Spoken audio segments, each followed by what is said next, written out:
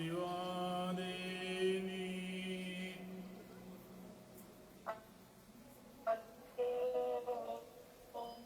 साक्षातो भगवता धम्मो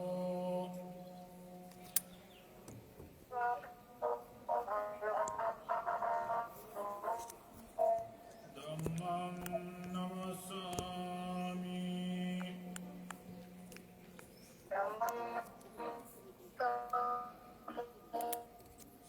सुपटिपन्नो भगवतो सावकसङ्घो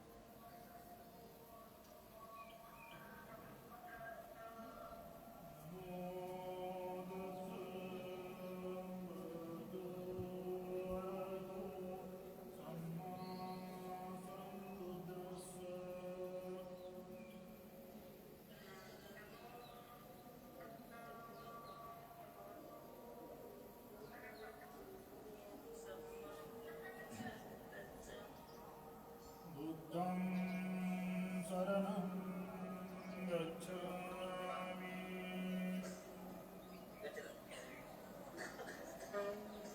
शरणं गच्छामि धम्मं शरणं गच्छामि धम्मं शरणं गच्छामि संघं शरणं गच्छामि संघं शरणं गच्छामि द्वितीयं बुद्धं शरणं गच्छामि यम्पि बुद्धं शरणं गच्छामि द्वितीयं धम्मं शरणं गच्छामि द्वितीयम्पि बुद्धं शरणं गच्छामि द्वितीयं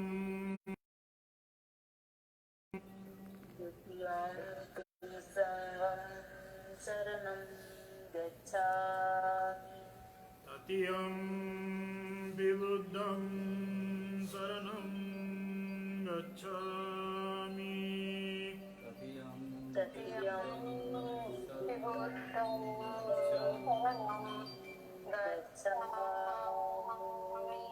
तृतीयं धम्मं शरणं गच्छामि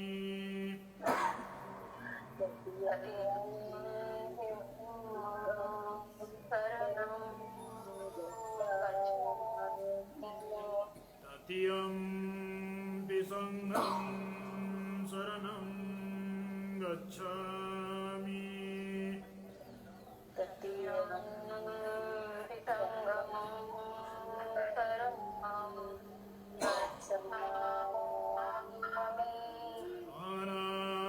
पाणिपाता वीरमणि सिक्खापदं समादियामि पाणातिपाता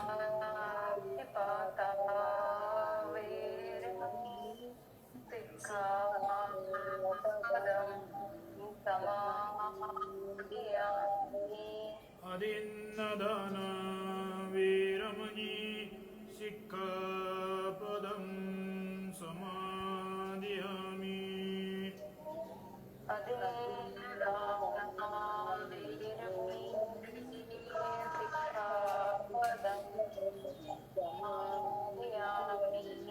कामे सुमिच्छाचारा वीरमणि सिक्खापदं समादियामि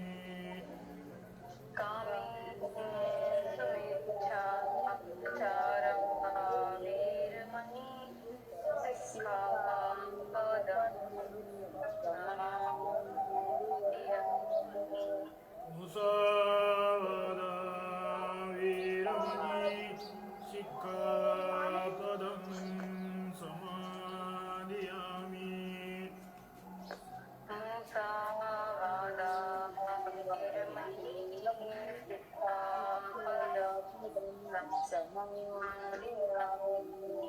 सुरामेरयमज्जपमादठाना वीरमणि सिक्खापदं समादियामि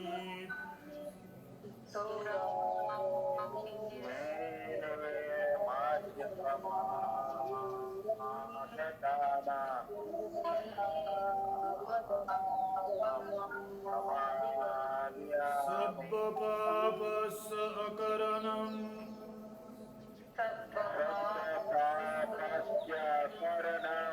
कुशलस्स उपसम्पदा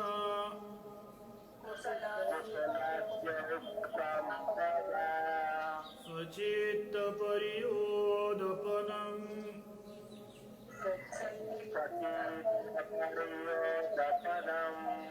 एतं बुद्धानुशासनम्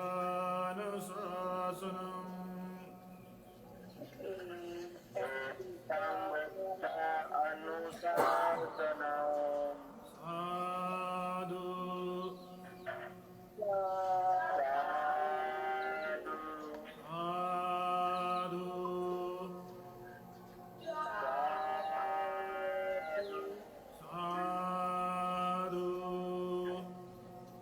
साधु साधु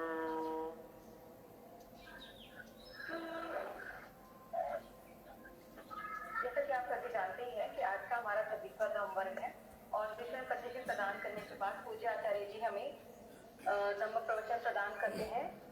इस बार का हमारा विषय है उपोषण पश्चाताप। मैं पूज्य आचार्य जी से अनुरोध करती हूँ कि वे आज हमें धम्म प्रवचन प्रदान करेंगे। ज्ञान प्राप्ति प्राण सम्यक संबुद्ध ज्ञान प्राप्ति का मार्ग बुद्ध धम्म ज्ञान प्राप्ति मार्ग से चलने वाला संघ इन तीन रत्न को पंचांग प्रणाम। आज हमारा 26वां ऑनलाइन प्रवचन माला तो है ही, लेकिन आज मार्ग शीर्ष पूर्णिमा है। हर पूर्णिमा के मुताबिक आज भी इस प्रवचन माला के पश्चात महासमाधि भूमि महाविहार में पूर्णिमा का प्रार्थना वंदना किया जाएगा। आज इस पूर्णिमा का जो महत्व है,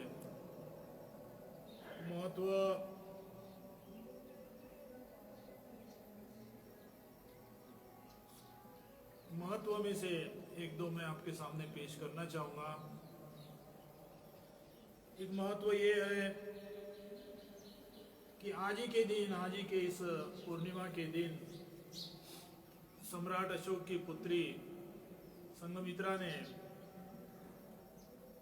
बुद्ध गया वज्रासन में जो बोधि वृक्ष है, उस बुद्ध गया वज्रासन के बोधि वृक्ष के बीज से निर्माण किए बोधि वृक्ष को संघमित्रा ने श्रीलंका लेकर गया। करीब 2300 साल हो गए और आज भी श्रीलंका में जो संघमित्रा ने पहुंचाया, उस बोधि वृक्ष को इतने वर्ष होने के बाद भी पश्चात भी उस बोधि वृक्ष को एक देश की सबसे महत्वपूर्ण प्रॉपर्टी के रूप में रक्षा किया जाता है। उस वृक्ष के बीच में जो फल पौधे के डॉक्टर होते हैं, उनके देखभाल में से उस पौधे के लिए जो आवश्यक दवाई खाद्य पदार्थ दिया जाता है और सुरक्षित जो 2300 वर्ष पहले संघमित्रा ने श्रीलंका लेकर गया, वो बोधि वृक्ष आज भी सुरक्षित है। इस ऑनलाइन प्रवचनमाला को ग्रहण करने वाले आप में से श्रीलंका गए होंगे, आपको अनुभव किया होगा कि श्रीलंका जाना कितना आसान है। चेन्नई तक, नागपुर वाले हो तो चेन्नई तक ट्रेन से जाएंगे, वहाँ से घंटे 1.5 घंटे के फ्लाइट से कोलंबो पहुँच जाते हैं। मतलब यहाँ से एक डेढ़ दिन के बीच में श्रीलंका पहुँच जाते हैं। लेकिन 2300 वर्ष पहले जो संघमित्रा ने बोधि वृक्ष को श्रीलंका लेकर गया, उस काल का ट्रांसपोर्टेशन की जो परिस्थिति देखा जाए तो घर निकलते वक्त ये संकल्प प्रतिज्ञा किए बिना निकल नहीं सकते थे कि दोबारा मैं इस घर में वापस नहीं आ पाऊं। वो संकल्प किए बिना घर से बाहर नहीं निकल सकते थे कि मैं दोबारा अपने माता पिता, सगे संबंधी से मिल पाऊं। ये प्रतिज्ञा करने वाले ही वो यात्रा कर सकते थे जो 7 समुद्र पार करे। संघमित्रा ने भी अपने भाई कुणाल के साथ सम्राट अशोक से विदा लिया। इस परिज्ञा के साथ, इस संकल्प के साथ कि दोबारा अपने माता पिता से हम मिल नहीं पाएंगे।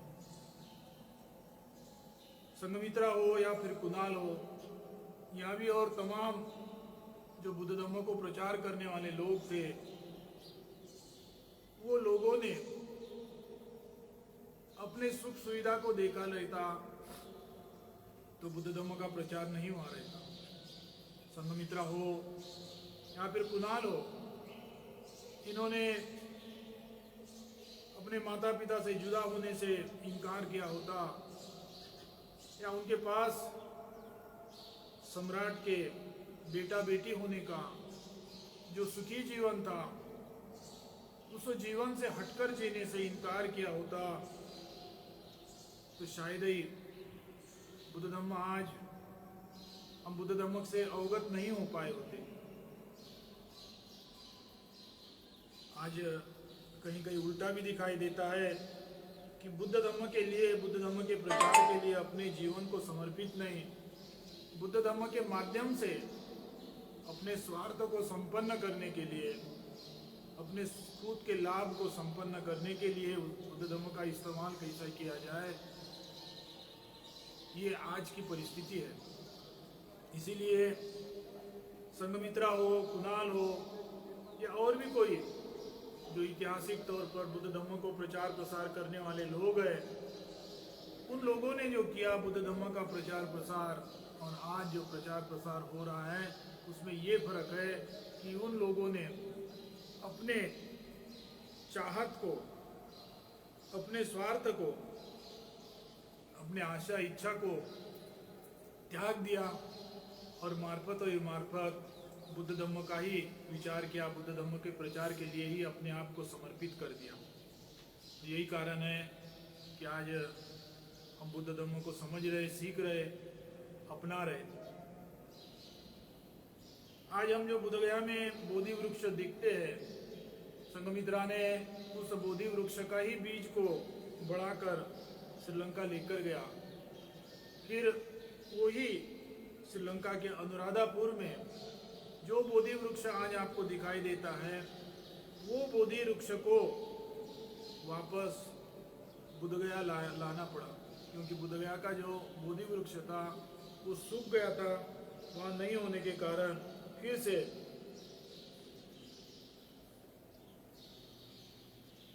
अनुराधापुर, श्रीलंका के अनुराधापुर से ही फिर से लाना पड़ा। और आज जो हम देख रहे हैं वो ओरिजिनल तो बुद्धगया का ही है, लेकिन एक बार श्रीलंका जाकर वापस आया हुआ बोधि वृक्ष। आज आप नागपुर, जहाँ 14 अक्टूबर 1956 ऐतिहासिक धम्म दीक्षा का समारोह हुआ था, उस समारोह की, जिसे हम दीक्षा भूमि के नाम से जानते हैं, उस दीक्षा भूमि में स्तूप में जब आप प्रवेश करते, उस वक्त प्रवेश करते वक्त राइट हैंड में एक बहुत बड़ा बोधि वृक्ष का पौधा दिखाई देता है। ये पौधा भी उसी अनुराधापुर श्रीलंका से पूजनीय भदंत आनंद कौशल्यायन जी ने अपने हाथों अनुराधापुर से लाकर दीक्षा भूमि में वृक्षारोपण किया हुआ छोटा सा पौधा आज 50 साल के बाद में वो एक भव्य रूप हमारे सामने दिखाई देता है। भदंत आनंद कौशल्यायन जी ने तो छोटा सा पौधा लाए थे कि बुद्ध धम्म का प्रतीक करके, जो बुद्धगया से श्रीलंका गया और श्रीलंका से भदंत आनंद कौशल्यायन जी ने फिर से दीक्षा भूमि में लाया। वो पौधा आज एक भव्य दिव्य रूप से, इसकी शुरुआत वही आज के दिन संघमित्रा ने श्रीलंका बोधि वृक्ष को लेकर गए, वही कारण है। बोधि वृक्ष का ओरिजिनल नाम ये पिंपल कहा जाता है, उससे पहले जमाने में भी।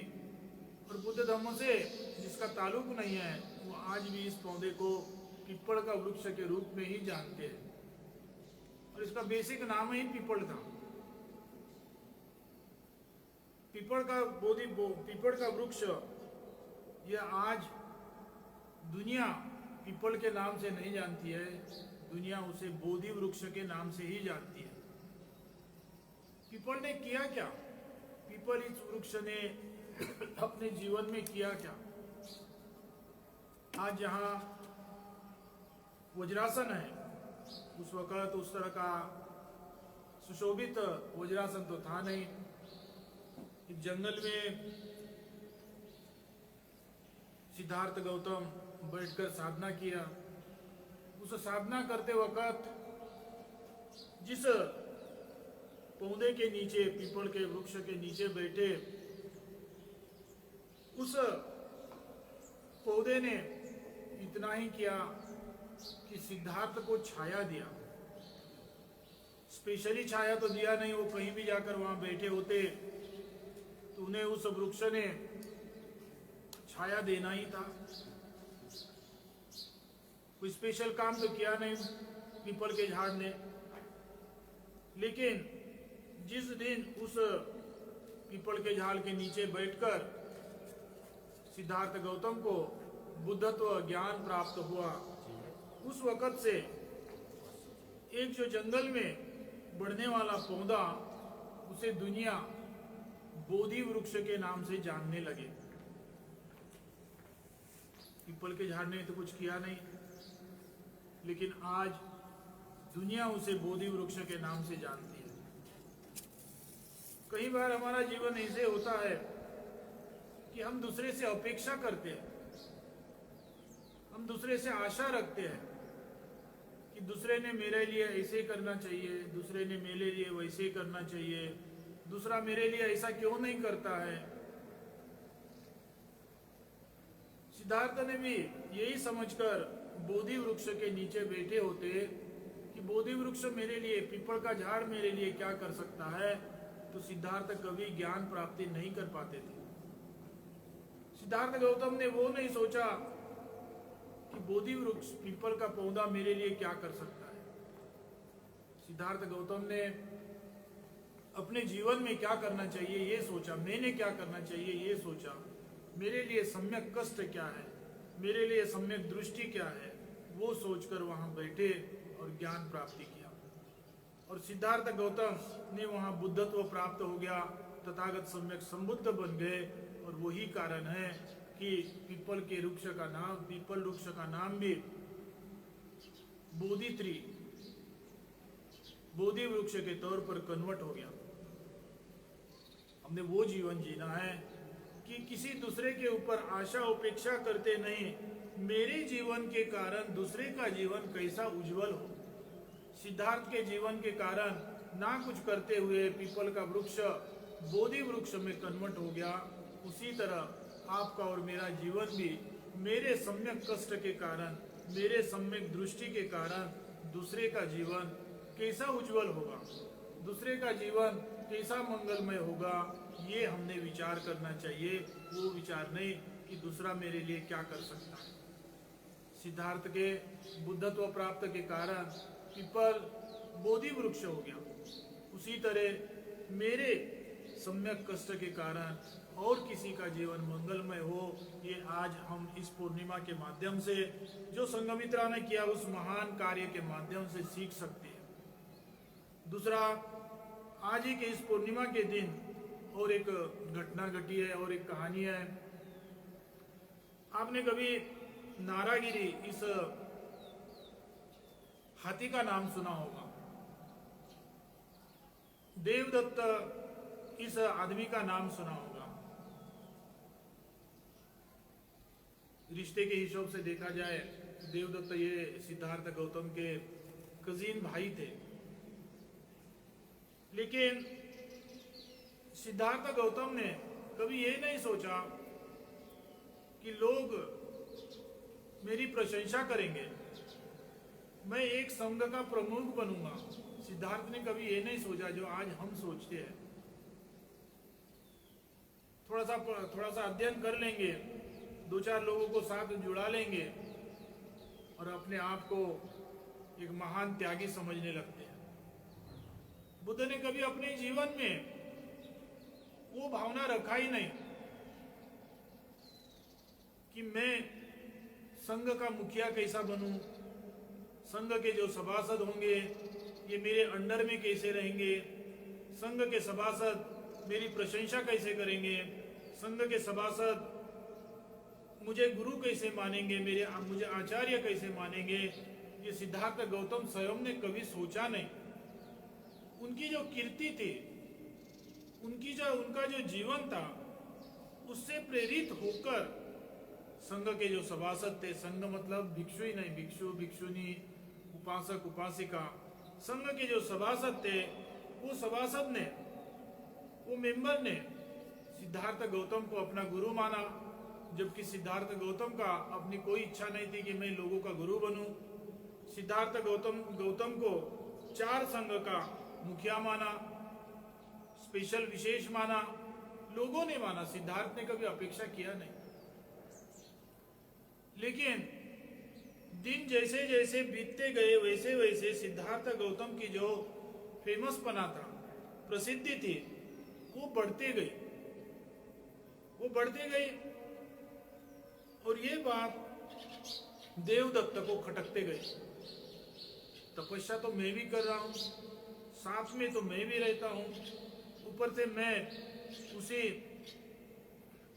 सिद्धार्थ गौतम से भाई का नाता रखता हूँ। फिर लोग मुझे कुछ पूछते नहीं है, लोग मुझे कुछ समझते नहीं है, ये सिद्धार्थ को ही इतना मान क्यों मिल रहा है? इस जलन के कारण, इस दृश्य गलत भावना के कारण देवदत्त ने ये सोचा कि सिद्धार्थ गौतम नहीं रहेंगे तो आज सिद्धार्थ गौतम जिस पद में है, जिस स्थान में है, वो पद, वो स्थान मुझे ही मिलना है। इस आशा से उन्होंने तमाम कोशिश किया, कभी मीठा बोलकर उस कुर्सी को छीनने की कोशिश किया, कभी मारने की कोशिश किया, तमाम तरीके का इस्तेमाल कर कर, तमाम उपाय का इस्तेमाल कर कर सिद्धार्थ गौतम को समाप्त करने की देवदत्त ने बहुत कुछ कोशिश किया।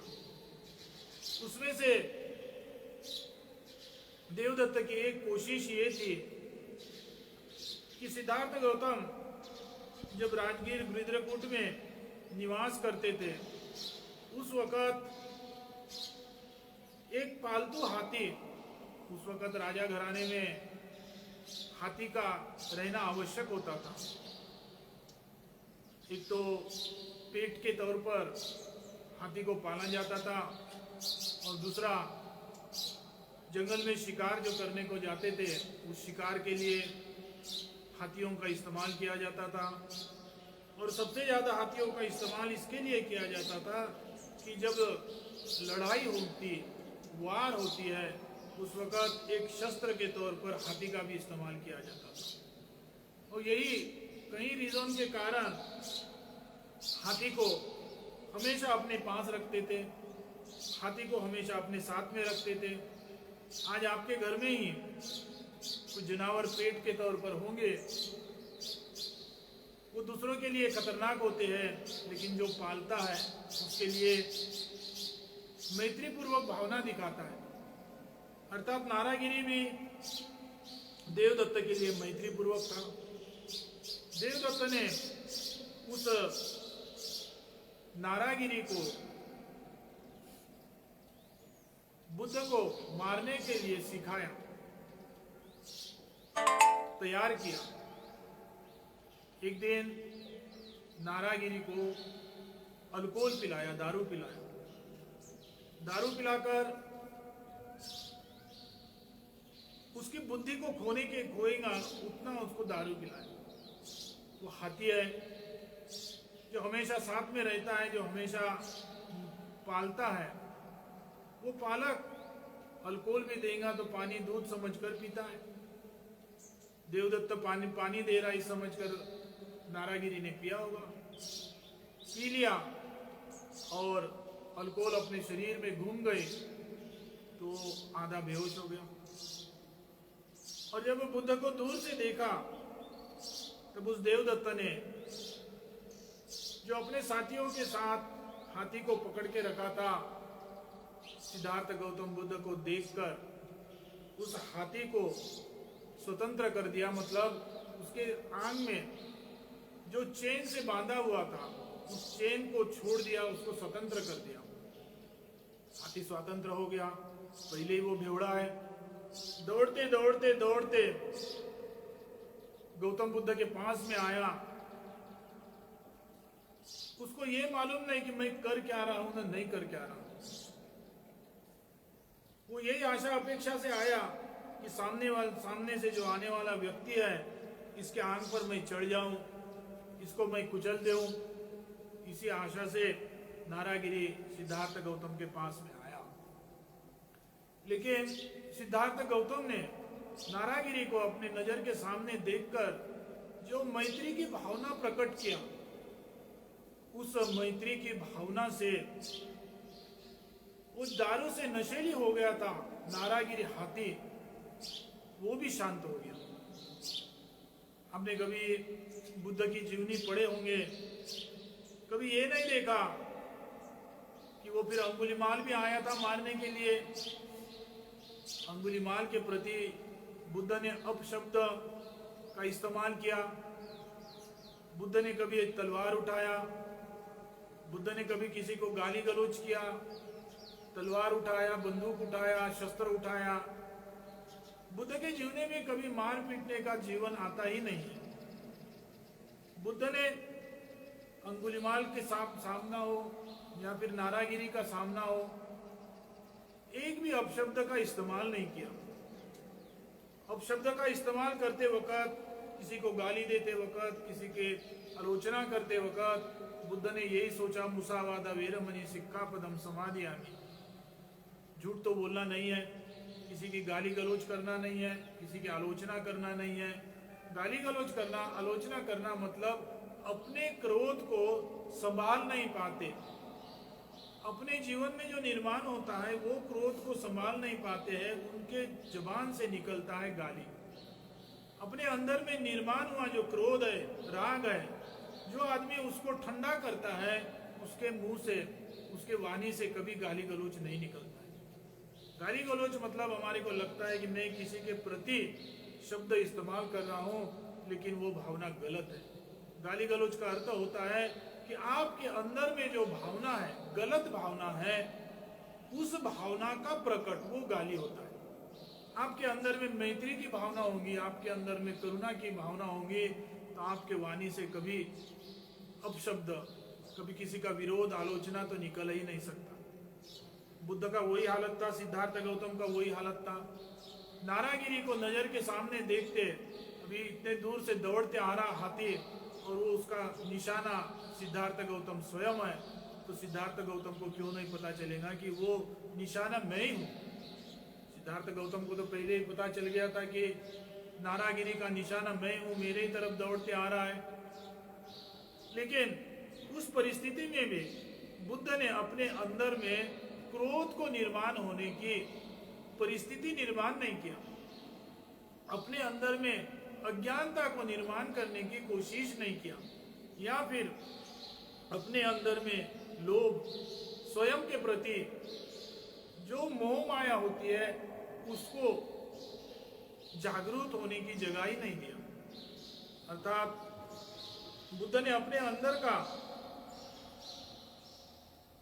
जो तृष्णा है, उस तृष्णा को बढ़ाने के लिए जगह ही नहीं रखा, उस तृष्णा को प्रकट करने के लिए भावना ही नहीं रखा। और यही कारण है अपने तृष्णा को बुद्ध ने अपने अंदर में ही समा के रखा था, या उससे वंचित हो गए थे। इसीलिए सिद्धार्थ गौतम के ना तो काया से, ना तो वाचा से, ना तो मन से क्रोधी भावना बाहर प्रकट हो रही थी। और जब क्रोधी भावना बाहर प्रकट नहीं हो रही है, बुद्ध के हर भावना से वो फिर दृष्टि होंगी, या फिर और भी कुछ आदमी के शरीर का पार्ट होता है, वो हर पार्ट से, सिद्धार्थ गौतम के हर पार्ट से जब मैत्री की ही भावना निकल रही है, तो हाथी भी समझदार होता है कि ये सामने जो खड़ा व्यक्ति, सामने जो खड़ा मानस, ये मानस मेरे लिए शत्रु है या मेरे लिए मित्र है। नारागिरी ने पहचान लिया कि सामने जो खड़ा है, जिसको मैं मारने की कोशिश कर रहा हूं, सिद्धार्थ गौतम, ये मेरा शत्रु न, मेरा विरोधक नहीं है, मेरा शत्रु नहीं है, ये तो मेरे ऊपर मैत्री की भावना प्रकट कर रहे हैं, फिर मैं इन्हें कैसे मार सकता हूं। उस सिद्धार्थ गौतम के मैत्री पूर्वक भावना को देखकर, उनके अंदर से समाप्त हुए तृष्णा को देखकर नारागिरी भी समझ गया कि इस आदमी को मारने की कोशिश कर मैं बहुत बड़ा पाप कर रहा हूं। एक जानवर भी समझ गया कि पाप क्या होता है और पुण्य कर्म क्या होता है, जानवर समझ गया। लेकिन आज हम जो है मानव अपने आप को जानवर में सर्वश्रेष्ठ मानते हैं, लेकिन एक हाथी ने मैत्री के प्रति मैत्री दिखाया, वो भावना हमारे अंदर में, मानव के अंदर में निर्माण नहीं हो रही है। अगला कोई मैत्री भी दिखाएगा तो हम उसके विरोधक बनते हैं, अगला कोई विरोधक होता उसके हम शत्रु बनने जा रहे हैं। सिद्धार्थ गौतम बुद्ध के हम अनुयायी हैं, आज हम बुद्ध के अनुयायी के रूप में अपना जीवन संपन्न कर रहे हैं। बुद्ध के उपदेश के कारण, बुद्ध ने दिए हुए मार्ग के कारण हम आज अपने जीवन को मंगलमय जीवन के रूप में ग्रहण कर रहे हैं। फिर हम ये क्यों नहीं करते हैं कि बुद्ध ने जिस तरह का जीवन जिया, अपने हाथ से तलवार को त्याग दिया, अपने जबान से गाली गलौज को दूर कर दिया, अपने मन के अंदर में मार्फत मैत्री और करुणा की भावना रखा। वक्त आता तो कहते हैं कि संसार में जीना है तो दोनों बाजू का इस्तेमाल करना पड़ता है। आज हमारे सामने जिस तरह की मुसीबत है, उसी तरह की मुसीबत सिद्धार्थ गौतम के सामने भी थी। लेकिन सिद्धार्थ गौतम ने कभी ना तो किसी को मारने की इच्छा प्रकट किया, ना तो किसी को विरोध करने की, ना तो किसी को गाली गलौज करने की आशा प्रकट किया। सिद्धार्थ गौतम का जन्म जीवन जो है वो फिर बचपन में जो हंस को बचाया था, उस उदाहरण से लेकर आज जो पूर्णिमा हम मनाएंगे, वो पूर्णिमा एक नारागिरी, दारू से भरा हुआ हाथी के साथ में भी जो स्वयं को मारने के लिए दौड़ते आ रहा, उस हाथी के साथ में भी मैत्री करुणा की भावना रखकर उस दुश्मन के रूप में सामने में खड़ा हुआ उस हाथी को भी मार्फत मैत्री और करुणा इस भावना से शांत किया। उस हाथी का जीवन भी मंगलमय हो, इस आशा प्रार्थना के साथ उस हाथी से सामना किया। आज हमने भी, आज जो पूर्णिमा है, वे पूर्णिमा हम उपोषित करते हैं। उपोषित करने के लिए एक आधार की जरूरत हो, तो आज हमारे लिए दो आधार है कि एक संघमित्रा ने जो बोधि वृक्ष को स्थापित किया, खुलेगी ना तब तक पहुंचना, ठीक है। श्रीलंका में जाकर अनुराधापुर में आज जो बोधि वृक्ष है, उस बोधि वृक्ष के माध्यम से हम आज ये उपोषित कर सकते हैं कि दूसरा मेरे लिए क्या करेगा ये अपेक्षा नहीं, मैं दूसरे के लिए क्या कर सकता हूँ। और मेरे सिद्धार्थ के वजह से जो पीपल का वृक्ष बोधि वृक्ष बन गया, उसी तरह मेरे सम्यक दृष्टि के कारण, मेरे अष्टांगिक मार्ग के पालन के कारण दूसरे का जीवन कैसे मंगलमय होगा, ये हम आज के उपोषित के दिन इस भावना के साथ उपोषित कर सकते हैं। नारागिरी, दारू पीकर जो खतरनाक हाथी जीवन को लेने को खड़ा हो गया, उस हाथी के साथ भी, उस पागल हाथी के साथ भी सिद्धार्थ गौतम ने जो मैत्री करुणा की भावना प्रकट किया, वो मैत्री और करुणा की भावना है। और ये भावना 365 दिन अपने जीवन में, अपने रोजाना जीवन में रखकर जिएंगे तो एक कदम क्यों ना हो, हम बुद्ध का जीवन जी सकते हैं। हम बुद्ध इसलिए बने हैं कि त्रिरत्न को शरण जाए, और शरण जाने के कारण त्रिरत्न जो बुद्ध ने दिया हुआ मार्ग है, उस मार्ग को अनुसरण करें। उपोषित इसलिए करते हैं कि त्रिरत्न का जो मार्ग है, उस त्रिरत्न के मार्ग को हम अनुसरण करें। आज जो दो घटना इस पूर्णिमा को घटी है, उस दो घटना को मद्देनजर रखते, उस दो घटना का जो रीजन है, दो घटना का जो उपदेश है, उसे अपने जीवन में उतार कर हम जिएंगे। यही आप लोगों से अनुरोध कर आज के प्रवचन समाप्त करता हूँ। आशीर्वाद गाथा बोलूँगा, आपने हाथ जोड़कर उसे ग्रहण करना है। नत्थि मे शरणं अय्यं बुद्धो मे शरणं वरम् एतेन सच्च वज्रेण होतु ते जयमङ्गलम्। नत्थि मे शरणं अय्यं